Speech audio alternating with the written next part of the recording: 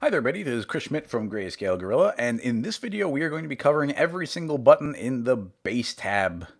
So, let's get going. I'm going to create an object. Let's see, what's a good object? Let's make a torus this time.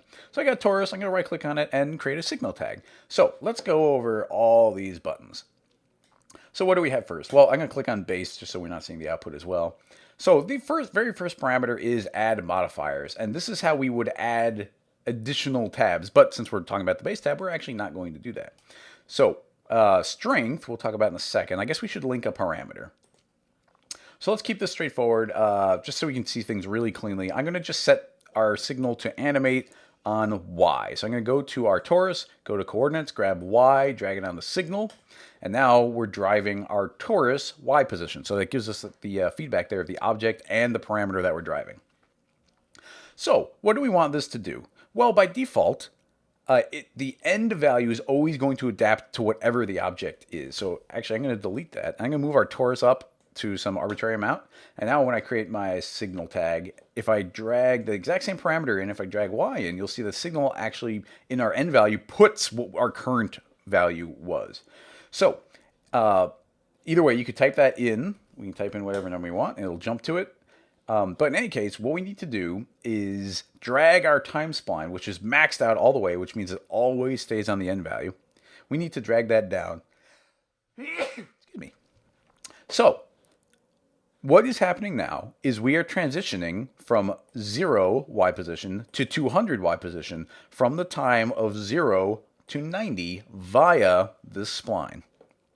So when I hit play, it's going to automatically animate from 0 to 200. And we got this nice soft ease in and ease out. And everything's working great. At this point, you can always change your parameters. So this could say go from negative 200 to positive 200. So starting down lower, and it's going to travel faster because it's got bigger distance to go. And that goes up to 200. Or any value we want. That could go up to 500. In addition to that, it can take any amount of time to travel. I'm going to simplify this a little, go back to 0 to 200. Right now it's traveling from 0 to 90, but this could be, say, 0 to 20. Or let's go from 20 to 45. So now nothing will happen until 20, and then at 45 it reaches its endpoint, and then it just stays in that position from that point forward. Okay, so that works well. But where most of our animation is going to come from, I'm going to set that back from 0 to 90, is going to be how we draw this time spline. So right now we are automatically easing in and easing out. But we could maybe select both points by hitting Command A over the spline window here, and I'm going to set the spline to linear. So now it's a linear spline. So now it's going to travel at a constant rate between the two. Not terribly exciting, only being 200. Let's travel a little faster. So it's going from 0 to 500. And it's matching our timeline.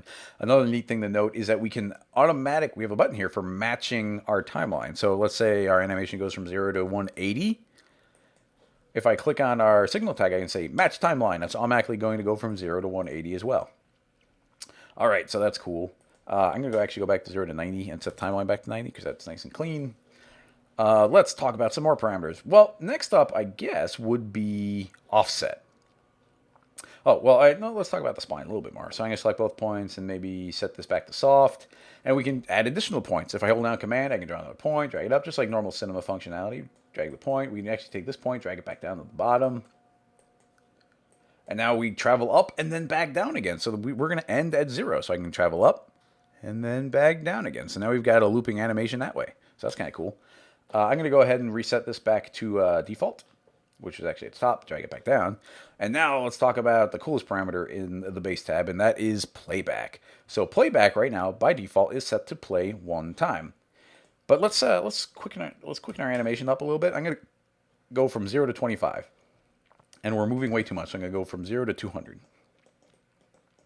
So it happens one time and doesn't do anything else. But if we change playback to loop, then what will happen is it will just keep playing this animation over and over and over again every 25 frames. We could set this to 10 frames, and now every 10 frames is happening. If we set it to 900 frames, every 900 frames it would loop. So that's a loop. I really like it. You can do a lot of cool animations with that. But we also have ping pong, and ping pong is even better. Ping pong will travel up the animation over the course of 25 frames. That's what we have it set to. And then back again over 25 frames. So we get a looping animation like that. This will never stop. And then we don't have to draw that complicated spline where it goes up and back down again.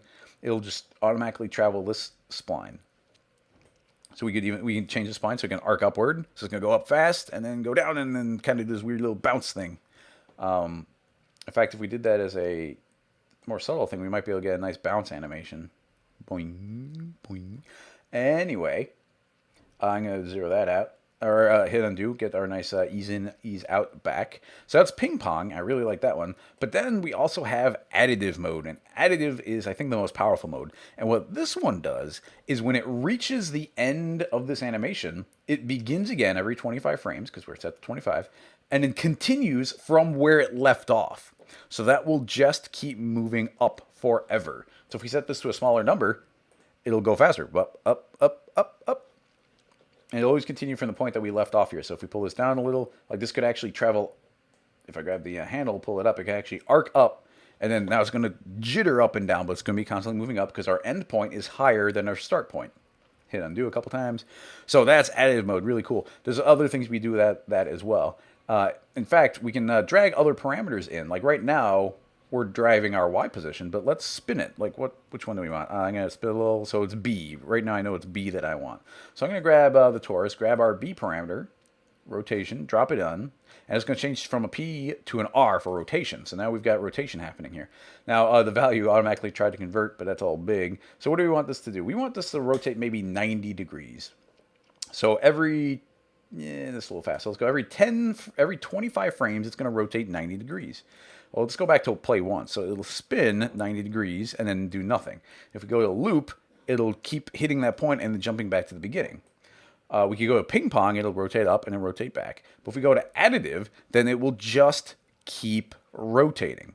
So actually, if I grab both these points and say change my point type to linear, then this will just keep spinning forever. So it's a good way of creating a looping animation that we can do anything we want. Later on, when you're like, oh, that's going a little too slow, you can change how long it takes to loop.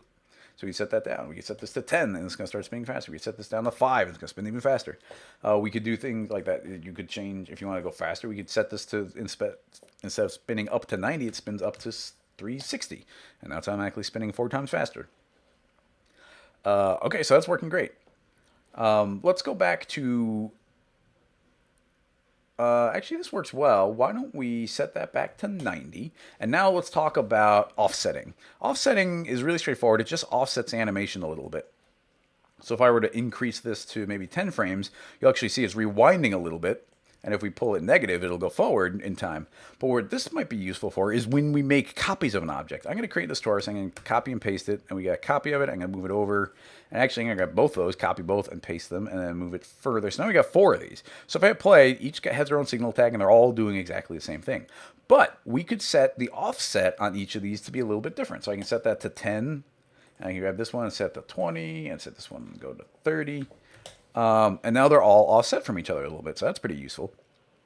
In addition to that, though, actually a super useful thing that I've been finding over and over again with Signal is typing in num. So right now, if we go back to 0, they're all set. But there's a function you can type in here, which is if you just type in num, it will input the number of the object. So this is object 0, this is object 1, this is object 2, object 3. So when I do that, we get multiple values, but you'll see this is it from the top, 0, 1, 2, 3. So those are all offset by each other by 1 frame. But, I mean, obviously that's not very far. But if I type in num times 10, 10, then they're all offset by an additional 10 frames. So it goes 0, 10, 20, 30. So they're all offset additional amounts. And you can see that, now we get this infinite animation that will never loop or that will never stop.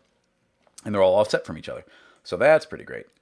We could set that maybe at the ping pong. So they're each ping ponging back and forth. Ding, ding, ding, ding, ding. That would look a lot better if that was smooth. So I'm actually going to grab time and I'm going to reset it to default and then drag that down. So now we get this nice dancing donut animation. Okay, so that is the basics of the base tab. One last really important setting. And we got the help button. So if you click that, it'll jump to the video Maybe if you click that right now, you get linked to the video you're watching right now. So yeah, there you go. But the last one we want to talk about is the ignore original keyframes checkbox. So what is happening right now, I'm going to delete all these but one, which is the original, that one. So right now, this would override any keyframe animation. So for instance, I'm actually going to go to our basic tab and turn off signal entirely. So signal is not doing anything. So it's just an off tag. I'm going to go to our B. I'm going to animate it. I'm going to put a keyframe rather on B at 0, and I'm going to go to 90, and I'm going to set this to, I don't know, 720. So now you see, without signal doing anything, that's going to spin around twice. So if we go to signal and I turn it back on again, it completely overrides it. It doesn't care what it used to be.